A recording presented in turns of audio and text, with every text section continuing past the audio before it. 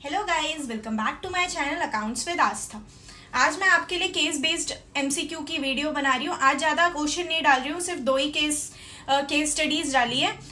अगर आपको हेल्पफुल हो तो आप नीचे कमेंट कर दीजिएगा, मैं और डाल दूंगी। और प्लीज़ आप लोग लाइक शेयर एंड सब्सक्राइब किया करिए, क्योंकि मैं भी डेली डेली चिल्ला चिल्ला के अब मेरा भी गला दर्द हो गया है। बस मैं ये चाहती हूँ कि आप लोगों के अच्छे अच्छे एग्जाम्स जाएं और आप सब जल्दी जल्दी से सीए फाइनलिस्ट बन जाएं। तो चलिए अब इसके आगे आप केस बेस्ड एमसीक्यूज के वो देखिए, सोल्यूशन देखिए। तो चलिए स्टार्ट करते हैं अपनी पहली केस स्टडी से। Suman Limited is in the business of manufacturing electronic equipment and selling these at its various outlets. It provides installation services for the equipment sold and also provide 1 year warranty on all the sold products. Beach Resort are leading resort in the city. It purchased 5 AC from Suman Limited for its resort. Suman Limited sold 5 AC to Beach Resort for 45,000 each, which includes installation fees of 1,000 for each AC. The company also offers 1 year warranty for any repair, etc. The company also offered 500 per AC as trade discount. Beach Resort placed order on 15 March and made payment on 20 March. The AC were delivered on 27th March and the installation was completed on 5th March 2024. अब देखिए, अगर हमारा installation charges अलग से charge किए गए होते हैं तो हम उसे अलग रिकॉग्नाइज करते हैं, हम उसे सेलिंग प्राइस के साथ नहीं करते। ठीक है, तो इस वाले में जैसे हमारा जो 1,000 है वो अलग से इंस्टॉलेशन चार्जेस चार्ज किए, तो हमारा एसी का पैसा कितना होगा? 45,000 की है। ठीक है, उसमें से 1,000 माइनस कर दो, उसमें से 500 भी माइनस कर दो, क्योंकि 500 का तो हमने ट्रेड डिस्काउंट दिया है। तो हमारी एसी का प्राइस कितना हो जाएगा? 43,500। ठीक है, तो अब हम पहले क्वेश्चन में आते हैं। How much revenue should be recognise by the company as on 31 March 2024। हमें एसी का तो अलग से वो इंस्टॉलेशन का तो अलग से चार्ज करना है। तो अब हम यहाँ पे एसी हमने कितने की बेची है? 43,500 की। और कितनी एसी बेची है? 5 एसी बेची है। तो 43,000 इंटू 5 हमारा आ जाएगा 2,17,500। तो इसका आंसर क्या हो जाएगा हमारा? 2,17,500। क्योंकि इंस्टॉलेशन हमारा 5 अप्रैल को हुआ है, तो हमारा जो इंस्टॉलेशन फीस है तो वो हमारा कब रिकॉग्नाइज होगा? जब वो होगा, तो मतलब वो तो हमारा 24-25 में होगा। ठीक है, अब हमारा 24-25 में कितना रेवेन्यू रिकॉग्नाइज होगा? अभी मैंने आपको ऊपर बताया हमारा एक एसी का इंस्टॉलेशन फीस कितना है?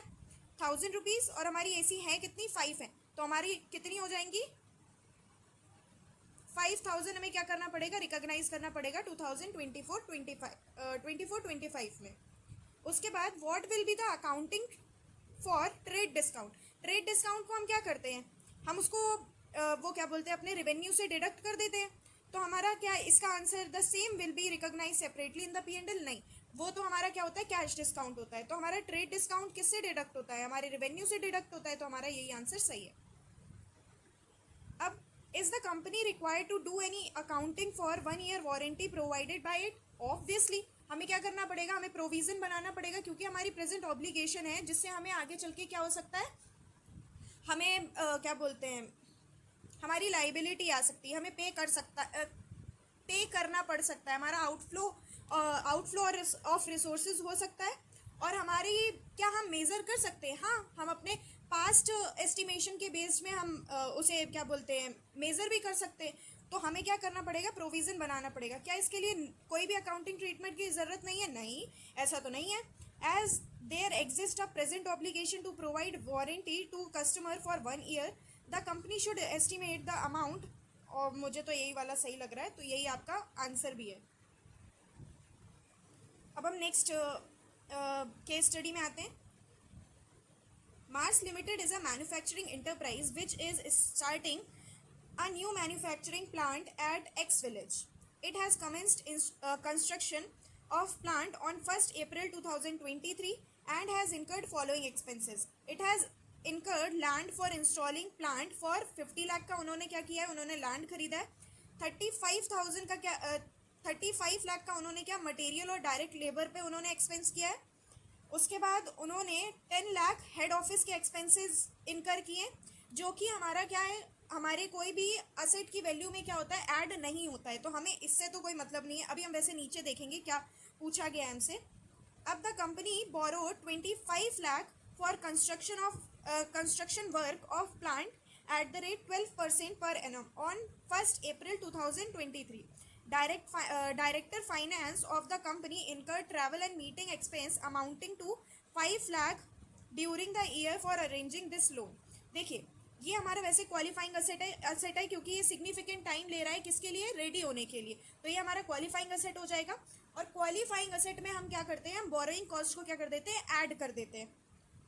तो हमारी बोरोइंग कॉस्ट तो ऐड होगी, पर ये जो ट्रैवलिंग एक्सपेंस है ना, इसका हमारा असेट से कोई लेना देना नहीं. जैसे हेड ऑफिस के एक्सपेंसेस का हमारे असेट से कोई लेना देना नहीं था, वैसे ही हमारे ये जो डायरेक्टर के ट्रैवलिंग का एक्सपेंस है उससे भी हमारा कोई लेना देना नहीं है, असेट से कोई लेना देना नहीं है, तो असेट की वैल्यू में क्या होगा, ऐड नहीं होगा. अब on 1st November the construction activities of the plant were interrupted as the local people along with the activists have raised issue relating to environmental impact of. ठीक है, इन्होंने क्या बोला है कि किसी वजह से जो इन्वायरमेंट में जो इम्पैक्ट पड़ रहा था उसकी वजह से कुछ एक्टिविस्ट ने क्या किया, अपना स्ट्राइक कर दी. ठीक है, तो उसकी वजह से क्या हुआ है, हमारा 3 महीने के लिए हमारा जो काम है वो बंद हो गया. अब देखिए अगर ये अनअवॉइडेबल होता तो हम अपनी बोरिंग कॉस्ट को वो करते, कैपिटलाइज करते, बट ये हमारा अवॉइडेबल है.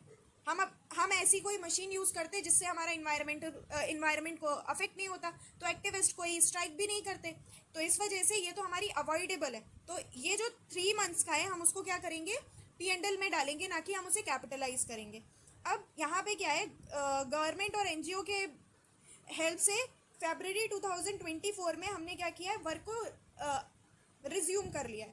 अब देखिए यहाँ पे तो इन्होंने 3 मंथ बोला है, लेकिन यहाँ पे तो कितने में शुरू हुआ है, 28 फरवरी को. देखिए कब बंद हुआ था हमारा, नवंबर, दिसंबर, जनवरी, तो उस हिसाब से तो हमारा 1 फेब से हमारा कैपिटलाइज होना शुरू हो जाना चाहिए था. लेकिन वो 28 फेब तक हमारा वो नहीं हुआ, कोई काम रिज्यूम नहीं हुआ. तो हम कितने महीने का वो उसमें डालेंगे P&L में, और कैपिटलाइज नहीं करेंगे 4 मंथ के लिए, ना कि 3 मंथ के लिए. बहुत लोग यहाँ पे कंफ्यूज हो जाते हैं कि यहाँ पे तो 3 मंथ बोला था, तो वो 3 मंथ समझ के ही डाल देते हैं, और पक्का 3 मंथ के अकॉर्डिंग भी हमारा क्या होगा, आंसर होगा ही होगा. तो इस वजह से कंफ्यूज नहीं होना है, नेक्स्ट वाले पॉइंट को भी अच्छे से पढ़ना है. अब हमारे जो गवर्नमेंट ने है ना, उन्होंने बोला कि आपको एक सर्टेन वो क्या बोलते हैं, एक डिवाइस इंस्टॉल करनी पड़ेगी जो कि कितने की होगी, 6 लाख की होगी. अब किस डेट को करनी पड़ेगी, मार्च 2024, तो हम ये अज्यूम करते हैं कि वो 31 मार्च ही होगा. ठीक है,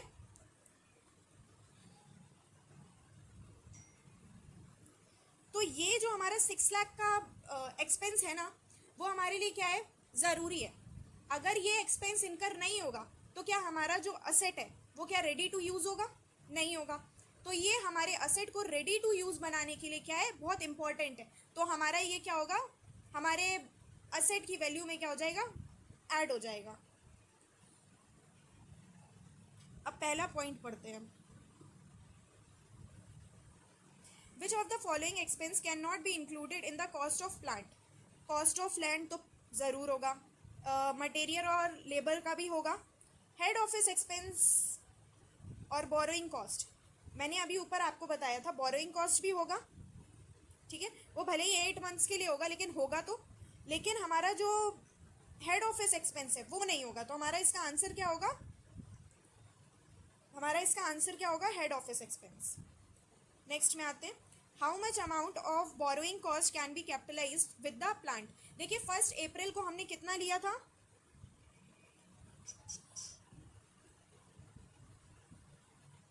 1 अप्रैल को हमने कितना लिया था,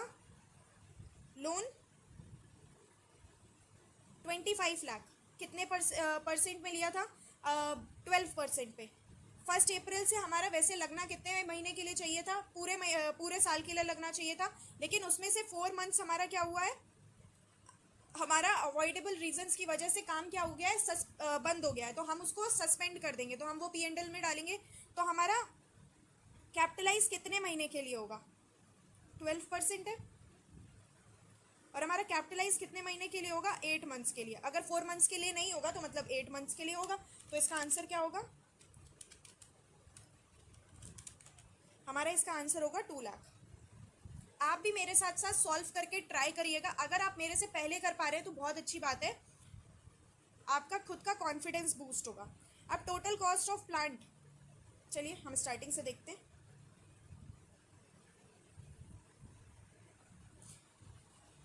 हमारा ये लैंड का तो होगा ही, तो हमारा कितना होगा? 50 लाख तो होना ही है। उसके बाद ये हमारा मटेरियल और डायरेक्ट लेबर का भी ऐड होगा, 35 लाख। अभी मैंने आपको बताया था ऑफिस और हेड ऑफिस एक्सपेंस नहीं होंगे, तो ये हमारा ऐड नहीं होगा। इसमें हमने अभी बोरोइंग कॉस्ट निकाला है कितने का? 2 लाख का, ठीक है। और हमारा उसके बाद ये जो है हमारा डायरेक्टर का ट्रैवल का जो भी एक्सपेंस हुआ है वो भी ऐड नहीं होगा, तो हम इसको भी ऐड नहीं करेंगे। और ये 6 लाख हमारा किसी भी असेट को, मतलब जो भी असेट था उसको रेडी टू यूज़ बनाने के लिए ज़रूरी था, तो फिर हम इसको भी ऐड कर देंगे। तो अब जब इन सबको ऐड करेंगे तो हमारा आंसर कितना आएगा? हमारा आंसर आ जाएगा 93 लाख। देखते हैं नीचे हमारा ऑप्शन है 93 लाख का या फिर नहीं है। तो हमारा आंसर क्या हो जाएगा? 6 सी हो जाएगा। अब डेप्रीसिएशन देखिए, हमारा जो डेप्रीसिएशन है वो कब से लगना शुरू होता है? जब असेट हमारा क्या हो जाता है? रेडी टू यूज़ हो जाता है। और रेडी टू यूज़ कब हुआ है? वो 31 मार्च को। अगर डेट नहीं दी है तो हम 31 मार्च ही अज्यूम करेंगे कि हमने 6 लाख कब, वो डिवाइस कब इंस्टॉल की है? हमने 31 मार्च को ही की है। तो हमारा जब एंड में ही हमारा रेडी टू यूज़ हो रहा है, तो क्या पूरे साल के लिए हमारा कोई डेप्रीसिएशन लगेगा? नहीं, तो हमारा आंसर क्या हो जाएगा? Nil. Thank you. I hope आपको जो भी मैंने बताया है वो आपको समझ में आया होगा और आपके लिए हेल्पफुल होगा। तो चलिए अब इस वीडियो को मैं यहीं पे एंड करती हूँ। बाय।